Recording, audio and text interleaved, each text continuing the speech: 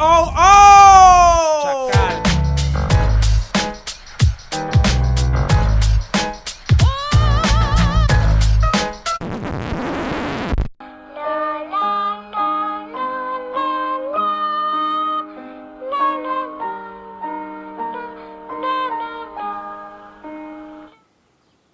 Illuminati. Bonjour tout le monde, je me présente, es el hombre radical, phénomène animal, ya lo sabe, Chacal. Et j'ai décidé de faire mon premier podcast aujourd'hui en mars par cette belle journée de 2013. Et ce matin sur Facebook, j'ai demandé quel genre de sujet vous voudriez que je traite. Alors FX Wira m'a demandé de te parler des Illuminati.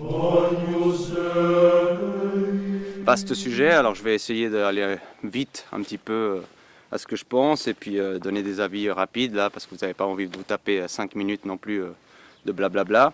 Alors en gros les Illuminati. Alors moi je pense que il faut commencer par faire la différence entre le groupe historique des Illuminés de Bavière, qui est le nom qui se rapproche le plus, je pense, de ce que vous pensez que c'est. C'est un groupe de francs-maçons des années 3 ans, il y a 300, 200, 500 ans, je sais pas quoi. Et puis ils n'ont pas été forcément les plus vénères du monde, s'ils étaient en Allemagne, et puis un groupe parmi les autres, comme il y a eu beaucoup de loges franc-maçonniques. Mais le mot Illuminati, franchement, j'imagine que par rapport à comment vous le voyez aujourd'hui, c'est quelque chose qui a été inventé par Dan Brown. Bah ouais, les gars, hein, ça remonte pas à la nuit des temps, hein, c'est pas les Égyptiens qui l'ont ramené avec des pierres Aristote, triangulaires. Mais tout simplement cet écrivain-là qui a fait un roman à succès et puis en fait il a surfé sur la vague des gens que moi je pense cherchent du sens avec la descente des principes et il y a moins d'importance pour la religion et tout ça. Donc voilà, c'est une façon intéressante de donner du sens et chercher du sens à votre vie, quoi, à la vie en général. Alors si tu vas chercher ton savoir sur YouTube, tu vas trouver tout et son contraire. Je vous recommande, pour ceux qui lisent, un livre d'un auteur qui s'appelle Jacques Attali, qui s'appelle La confrérie des éveillés. Et pour vous parler très vite de ça, en fait, c'était dans le 13e, 14e siècle, la péninsule ibérique, l'Espagne, était sous domination musulmane. Et c'était un des rares moments dans l'histoire où les 3 religions monothéistes ont pu vivre ensemble. Et à ce moment-là, il y a eu des énormes échanges du point de vue culturel, dans les sciences, l'astronomie. D'ailleurs, c'est les Arabes qui ont ramené les mathématiques et c'est aussi eux qui ont ramené des livres et des grands auteurs grecs comme Aristote qui avaient été perdus. Et c'est eux qui ont remélangé. Et il y a 2 grands auteurs. Ce livre-là parle de 2 grands penseurs. Un qui s'appelle Averroès, qui était un des plus grands penseurs musulmans qu'il y a jamais eu. Et un autre penseur juif qui s'appelait Maïmonide. Et d'ailleurs, ça se base tout simplement sur les conversations entre eux et l'échange, quoi.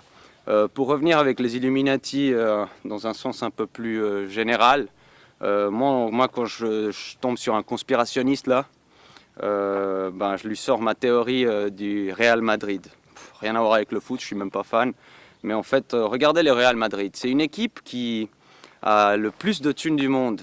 En théorie, les meilleurs joueurs du monde. Et ils ont un but simple, hein, c'est de mettre la balle là-bas. Tu vois, la balle, la mettre dans le but. Ça, c'est le but du football, c'est le but du Real Madrid, la meilleure équipe du monde. Et même comme ça, ils arrivent à se faire défoncer par d'autres équipes, des fois même des très petites. Alors, si vous suivez mon raisonnement, si vous croyez vraiment que ça existe, un groupe Bilderberg, bon, peut-être ça existe en fait.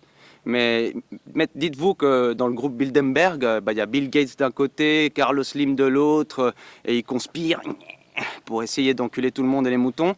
Voilà, peut-être que Bill Gates il est vénère avec Carlos Slim parce qu'il s'est tapé la pute de luxe à $50 000 par nuit qu'il voulait se faire. Alors il est jaloux, alors il va quand même lui mettre des bâtons dans les roues, il n'est pas d'accord. Et puis même pour aller plus loin, même si par exemple un espèce de lobby des armes, des intérêts pétroliers occidentaux existaient entre l'Angleterre, l'Europe et les États-Unis. Ok, disons que ça existe.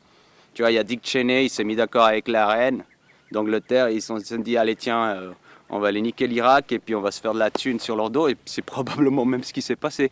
Mais enfin bon, bref, même si ça existait, vous croyez sincèrement que les Yakuza en Chine, ils sont d'accord, que les Russes, ils sont d'accord, que les narcos d'Amérique du Sud, qui ont aussi leur empire, ils sont d'accord. Il y aura toujours quelqu'un pour contredire les plans de quelqu'un, et puis l'être humain, de par nature, il n'arrive pas à se mettre d'accord.